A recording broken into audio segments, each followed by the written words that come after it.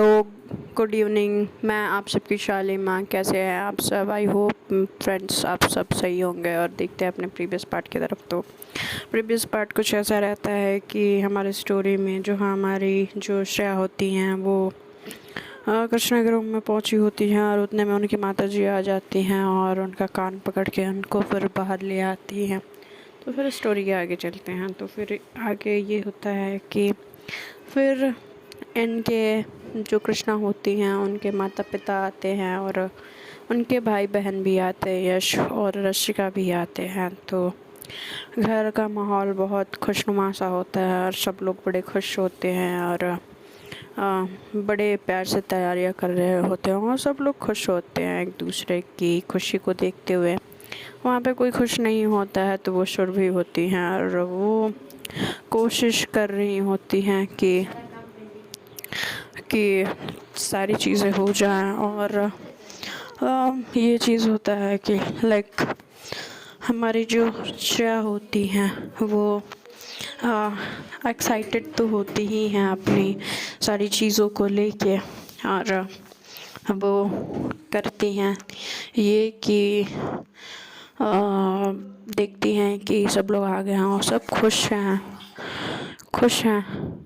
तो ये जो चीज़ें हो रही होती हैं कहीं ना कहीं हमारी श्रेया भी इस बात से काफ़ी ज़्यादा अपसेट भी कहीं न कहीं सारी चीज़ें बीतती हुई चीज़ों को लेके होती हैं, कहीं ना कहीं खुश भी होती हैं। फिर एक झटके में सारी चीज़ें छोड़ के आगे बढ़ती हैं और तब तक आती हैं हमारी शनाया, जो हमारी श्रेया के दिल की धड़कन, जान जहान सब कुछ होती हैं।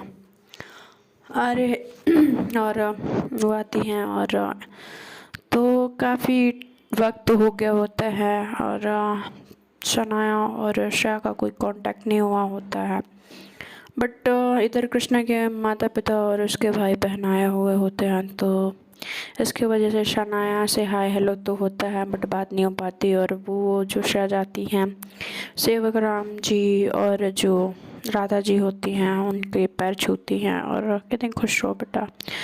तो कृष्णा आती है और सबसे मिलती है, सब लोग खुश होते हैं और कहते हैं कि हम बेहद खुश हैं कृष्णा, हम तुम्हें खुश देख के। तो ऐसा खुश देखते हुए कहते हैं कि हम बेहद ही खुश हैं कि तुम खुश हो। और हमारी जो रशिका होती है कहती है और जीजू कैसे हो, और कभी कभी शाली पे भी ध्यान दे लिया करो। तो इकलौती शाली हैं आफ्टर ऑल। तो कहते हैं कि बिल्कुल बिल्कुल हमारा ध्यान तो तुम पे ही रहता है। तो जब तक ये कहती है तो कृष्णा श्रेया की तरफ घूरती है तो कहती है कि मीन्स पॉजिटिव वाइब, मतलब ये है मतलब कि तुम समझ लो कि मतलब अरे बहन टाइप। हाँ, तो थोड़ा सा कृष्णा का जो आँखें होती हैं वो नीचे होती है। और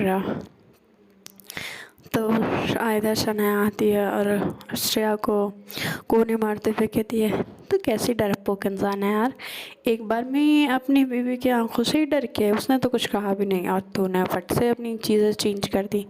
मैं जहाँ तक जानती थी श्रेया को, श्रेया तो ऐसे नहीं बदलती थी, भाभी ने तो बदल डाला मेरी फ्रेंड को। तो कहती है कि चुप रह, ज़्यादा चने के झाड़ पे मत चढ़ा, जब मैं चढ़ जाऊँगा तो तू भाग जाएगी। हाँ, तो ऐसा कुछ नहीं होने वाला बेटा, मुझे पता है, मुझे मार नहीं खाना। तो ऐसा बोलते हैं। फिर ऐसे ही खुशी का माहौल होता है। तब तक वहाँ पे यश आता है और देखता है सब लोग आए हुए हैं तो वो पैर छूता है। बट हमारे जो धनराज जी होते हैं वो यश को एक्सेप्ट नहीं किए होते। तो ऐसा होता है कि ये सारी चीज़ें हो रही होती हैं और सब कुछ यूं ही चल रहा होता है और सारी तैयारियां हो रही होती हैं। तो इनका जो होता है कि मेहंदी का रस्म यूँ पूरा होता है कि मेहंदी लगाया जाता है। तो फिर कृष्णा नीचे आती हैं, मेहंदी लगवाती हैं और ट्रेजेडी तब होती है कि मेहंदी का रंग नहीं आता। जब मेहंदी सूखती है और मेहंदी निकाली जाती है तो एक आधे घंटे बीतने के बाद मेहंदी का रंग नहीं आता तो कलर देख के बड़ा ही कृष्णा अपसेट होती हैं और कहती हैं कि मेरे मेहंदी का रंग नहीं आया। और तो तब तक ये चीज़ सोचते हुए अपसेट होकर बैठी हुई होती हैं अपने कमरे में। तो हमारी जो श्रेया होती हैं वो कमरे के सामने से ही गुजर रही होती हैं, तो देखती हैं कि कृष्णा मेहंदी को देखते हुए ऐसे मुंह बना रही है। तो वो दरवाजे से अंदर आती हैं और कहती हैं कि क्या हुआ कृष्णा। तो कहती हैं कि ये देखो ना। तो दिखाती हैं तो कहती हैं कि क्या अच्छी तो अच्छी है। तो कहती हैं कि मेहंदी गाढ़ी नहीं हुई है ना। तो कहती हैं कि गाढ़ी नहीं हुई तो उससे क्या, मगर अच्छे तो लग रहे हैं ना हाथों पे। तो कहती हैं कि अरे यार आप समझ नहीं रहे हो, मम्मी बोलती हैं कि जिसकी मेहंदी गाढ़ी होती है उसका हस्बैंड उससे बहुत ज़्यादा प्यार करता है। तो ये जब बोलती हैं कृष्णा तो श्रेया हंस पड़ती हैं कि कृष्णा तुम क्या बोल रही हो, तुम्हें लगता है कि ये चीज़ें सब सच होती है। तो कहती है कि हाँ ना, अब ये तो हुई नहीं तो मुझे कैसे पता चलेगा कि आप मुझे प्यार करते हुए हो या नहीं। तो वो आती है कहती हैं कि पागल इंसान, ये मेहंदी के रंग से नहीं अपने दिल से पूछो, और ये मेहंदी के रंग से कोई चीज़ डिफाइन नहीं होता कि मैं तुमसे कितना प्यार करती हूँ। और जब तुम्हें अपने दिल से जवाब मिल जाए तो मुझे बता देना, ठीक है। और वो हंसते हुए वहाँ से चली जाती हैं और मिलती हैं हमारी हमारी श्रेया मिलती हैं शनाया से। और जो हुआ रहता है मेहंदी को लेके कृष्णा से बात हुई रहती है। तो वो जाके कहती हैं कि पता नहीं क्या इंसान है ये, हम मेहंदी का रंग नहीं आया इसलिए परेशान है। सामने वाला बंदा उसके सामने खड़ा है, उसका कोई इम्पोर्टेंस नहीं है, उसके मेहंदी का रंग नहीं आया ये इम्पोर्टेंट है, ऐसा बोलती है। और हम हंसते हुए और हमारी शनाया जो होती है कहती कि वैसे कृष्णा का जो मेहंदी का रंग नहीं आया है, टेंशन होना जायज़ है, हर लड़की चाहती है कि उसका मेहंदी का रंग गाढ़ा है। और चाहे या ना चाहे मगर भरोसा हर कोई करता है इस चीज़ पे कि सामने वाला प्यार करता है या नहीं। तो अच्छा ऐसा है क्या। तो कहती है कि फिर उसके मेहंदी का रंग गाढ़ा कैसे लाया जाए। तो हमारी शनाया कहती है कि अच्छा भाभी का मेहंदी कब उन्होंने उतारा था। तो बोलती है कि अभी 2-3 घंटे पहले। तो कहती है अच्छा ठीक है। तो वो कोकोनट ऑयल लाते हैं और कहते हैं कि ले जा भाभी को दे गया, और बोल के भाभी एक को बोल के ये लगा के और अब पानी से हाथ धो ले। तो उससे क्या होगा। तो कहती है कि अरे ठीक है ना, तू जाके बोल के आ। तो वो जाती है और अब वो कोकोनट ऑयल देती है और कहते कृष्णा इसको लगा के हाथ धो लो और फिर देखते हैं तुम्हारा मेहंदी का रंग कैसे नहीं आता। तो वो कहती ऐसे आ जाएगा। तो कहती है हाँ। तो वो जाती है लगाती है और हाथ को धुलती है, फिर भी नहीं कुछ होता है। तो कहती है कि श्रेया ये कुछ नहीं हुआ। तो कहते हैं थोड़ा सब्र तो करो मेरी जान। तो ऐसा बोलती हैं। तो वो थोड़ा सा शर्मा रही होती हैं। तो इधर हमारी जो श्रेया होती हैं वो कृष्णा के करीब आ रही होती है। तब तक फिर उनके दरवाजे पर नॉक होता है और नॉक करते ही उनकी माता जी जो होती हैं कृष्णा की राधा जी, वो अंदर आती हुई हैं। तो वो दोनों फिर असहज होते हुए अलग अलग खड़े हो जाते हैं। तो कहती हैं कि श्रेया की माँ आप। तो कहती हैं कि हाँ क्यों बेटा नहीं आना था। तो कहती नहीं नहीं माँ आप ही का घर है, आ सकते हो आप, आप दोनों बात करो और मैं आ जाती हूँ यहाँ से। तो वो वहाँ से चली जाती हैं और हमारी कृष्णा जो होती हैं वो कहती हैं कि माँ आइए बैठिए ना, और बैठाती हैं और उनसे उनकी बातचीत होती है और कहती हैं कि और घर में सब लोग कैसे हैं। तो वो कहती है कि सब ठीक है, तू बता ये तेरा क्या चल रहा है। तो कहती हैं कि क्या माँ। तो कहती हैं कि यही साफ पता चल रहा है कि कोई परेशानी है। तो कहती हैं कि नहीं माँ, ऐसी कोई बात नहीं है, आपको ऐसा क्यों लग रहा है। क्योंकि धनराज जी के चेहरे से नज़र आ रहा है कोई तो बात है। और श्रेया भी कुछ अलग अलग सा लग रहा है, हमारा यश भी। तो कहते हैं कि नहीं माँ सब ठीक है, आप टेंशन ना लो।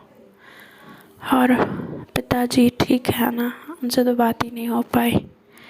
तो कहते हैं कि नहीं सब खुश हैं और बेहद ही खुश हैं कि हम जिस चिंता में थे कि पता नहीं क्या होगा, बट इस बात की खुशी है कि तुम्हें परिवार, समझने वाला साथी दोनों ही बहुत अच्छे मिले हैं और तुम सबसे इम्पोर्टेंट बात खुश हो, ऐसा बोलती है हमारी राधा जी। और कहती हैं कि ऐसे ही खुश रहो बेटा।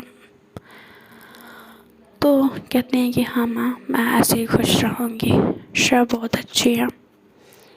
और कहती हैं ठीक है तुम, अच्छा ठीक है बेटा अपना मेहंदी तो दिखा। तो मेहंदी दिखाती है तो मेहंदी का रंग तो आया ही नहीं होता है। तो उनकी माता जी कहती हैं कि मेहंदी का तो रंग ही नहीं आया। तो कहती हैं हाँ माँ पता नहीं क्यों मेहंदी का रंग ही नहीं आया।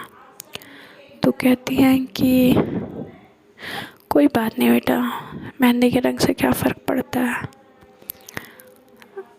तुम्हें श्रेया तो ऐसे भी बहुत प्यार करती है, हमारा दामाद लाखों में एक है। तो कहती हैं कि माँ आपको श्रेया पे इतना भरोसा है। तो कहती हैं कि हाँ, जिस वक्त जो चीज़ करना चाहिए उस वक्त एक लड़का जो करता उससे कई गुना एक लड़की होते हुए भी श्रेया ने किया है। तो लड़का हो या लड़की हो उससे क्या फ़र्क पड़ता है, इम्पोर्टेंट चीज़ उस बात की होती है जो उस बात को समझे, तहज़ीब और इज़्ज़त दे, उस चीज़ को रिस्पेक्ट करे। उन्होंने ये चीज़ तो किया बट अपने माँ बाप के कहने पे, बट संभाला वो अपने लिए।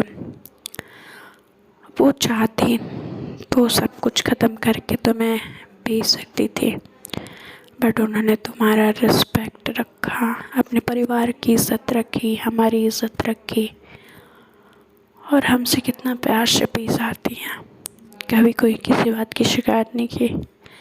तो ये सारी चीज़ें हमारी कृष्णा बड़े ध्यान से सुन रही होती हैं श्रेया के, अपनी माँ की श्रेया के बारे में। तो ऐसा सुनते हुए कहती है कि माँ आप मुझसे तो लगता है मुझसे ज़्यादा अच्छे से आप श्रेया को समझने लगी हैं। तो कहती हैं कि समझने नहीं लगे हैं बेटा, हम उन्हें अपना मानने लगे हैं। और जैसे तुम दोनों तीनों, हम मेरे बच्चे हैं, वो भी मेरी ही बच्ची है, हम अंतर नहीं करना चाहते और ना ही कभी करेंगे। और रही बात श्रेया, तो श्रेया बहुत अच्छी इंसान है और वो जिसकी ज़िंदगी में रहेगी उसकी ज़िंदगी बहुत अच्छा होगा, ऐसा बोलती हैं। और कहती हैं ठीक है बेटा तुम रेस्ट कर लो, क्योंकि तुम्हारी हल्दी और संगीत का भी रस्म है, तो पहले संगीत होगा फिर उसके बाद हल्दी होगी, तो तुम पहले आराम कर लो, अभी काफ़ी रस्में बाकी हैं। ऐसा बोल के कहती कि मैं चलती हूँ, तुम अपना ध्यान रखना। कहती कि ठीक है माँ। तो वो चली जाती है और फिर इधर जो हमारी श्रेया होती हैं वो शनाया से मिलती हैं। तो मिलती हैं तो कहती हैं कि शाह, तो कहती है कि हाँ सुना, तो चले पार्टी करने, चल रही है क्या? तो कहती है कैसी पार्टी है? तो कहती है कि बैचलर पार्टी, क्योंकि तूने पहली बार जो सब शादी की थी तो तूने बताया नहीं था कि तू शादी कर रही है, और शादी तूने कर ली तो हमें बाद में पता चला कि तूने शादी कर ली, और शादी करने के बाद ना पार्टी हुई ना कुछ, तो बैचलर पार्टी करें? तो कहती हैं कि बट कहाँ करेंगे पार्टी? तो इधर इनकी पार्टी की तैयारी हो रही होती है, और इधर सारी चीज़ें जो होता है वो रशिका सुनती हैं। तो वो आती हैं तो कहती हैं कि और जीजू सर क्या चल रहा है, पार्टी शार्टी कृष्णा से बोलूं? तो कहती हैं कि अरे नहीं नहीं, मेरी माँ क्या चाहती हो साली साहिबा वो बताओ। तो कहती हैं कि बस इतना ही कि उस पार्टी में मैं भी जाऊंगी। तो कहती हैं कि अच्छा ठीक है चलो चल लेंगे, बट किसी को बोलना नहीं, ठीक है? और तो कहती हैं नहीं नहीं मैं नहीं बोलूँगी। तो फिर इधर जो इनकी बातें यश सुन लेता है, जो कृष्णा का भाई होता है। अच्छा बेटा, ये रसिका एक नंबर की घूसखोर है, जीजू के साथ मिलके मैं जाकर सारी चीज़ें कृष्णा को बताऊंगा और तब देखते हैं कि क्या होता है इन दोनों का। कृष्णा ने ना भुर्ता बनाया ना, तो फिर अच्छा बेटा चलो अब हम अपना काम करते हैं। अगर इन तीनों लोगों की पार्टी की तैयारी हो जाती है और कहते कहाँ जाएंगे, तो इन लोगों ये प्लानिंग बनाते हैं बार में जाने का, और वहाँ पे पीने का प्लान करते हैं। और पीने का प्लान करते हुए ये कहते हैं कि हम निकलेंगे कब, तो ये सारी चीज़ें डिसाइड कर लेते हैं। और डिसाइड करने के बाद वहाँ से कहते हैं कि अब चलो हमारी बैचलर पार्टी पक्की। तो ऐसा बोलते हुए हमारी जो श्रेया होती हैं बड़े खुश हो के सीढ़ी से उतर के बस जा ही रही होती हैं। तो हमारी जो कृष्णा होती हैं वो दरवाजे पे मिलती हैं, और बाकी जो लोग होते हैं वो तो सो गए रहते हैं, और ये लोग तो लेट नाइट प्लान बनाते हैं कि हम लोग निकलेंगे और जाके पार्टी करके आएंगे। और कृष्णा को तो वो यश जाके बता चुका होता है कि इनका इन सब का ये प्लान है। तो हमारी जो कृष्णा होती हैं वो जगी हुई होती हैं और कहती हैं कि अब तो लगता है कि समझाना पड़ेगा शाह को। तो वो दरवाजे पे खड़े मिलती हैं तो इन तीनों का तो होश ही उड़ जाता है। बड़े अच्छे से तैयार होके श्रेया जीन्स पैंट पहन के, ऊपर वाइट शर्ट पहन के, ऊपर ब्लैक कलर की जैकेट और वॉच, और बालों का पोनी करके, और आँखों पे वो ग्लासेस लगाती हैं, वो भी पावर वाला ग्लासेस लगाती, बट उसमें कूल लगता है वो ग्लासेस, तो बेहद ही अच्छा लुक आ रहा होता है। और कहती हैं कि कृष्णा कहती हैं शाम कहाँ तैयार होके, तो उनकी तो भैया बत्ती गुल, ठीक है। कृष्णा को यूँ दरवाजे पे देख के तो श्रेया बोलती है सनाया से कि ये यहाँ कैसे, तो अब तो बेटा हम गए। तो कहती हैं कि हम नहीं गए, तू गई। तो कहती हैं कि जो सुनाया होती है पट से पलटी मारती हुई कहती हैं भाभी मैंने कुछ नहीं किया है, मुझे ना श्रेया ने बोला बैचलर पार्टी करने के लिए, तो चलो एंजॉय करके आते हैं। और इधर रशिया बोलती है हाँ हाँ कृष्णा जीजू नहीं कहा था, ऐसा बोलते हैं। और कह और बोलती हैं कि अरे यार क्यों मरवाने पे तुले। तो देखते हैं दोस्तों स्टोरी में क्या होता है। प्लीज़ स्टोरी के साथ बने रहिए। Please share, subscribe and bell icon को प्रेस कर दीजिएगा। Thank you, good night.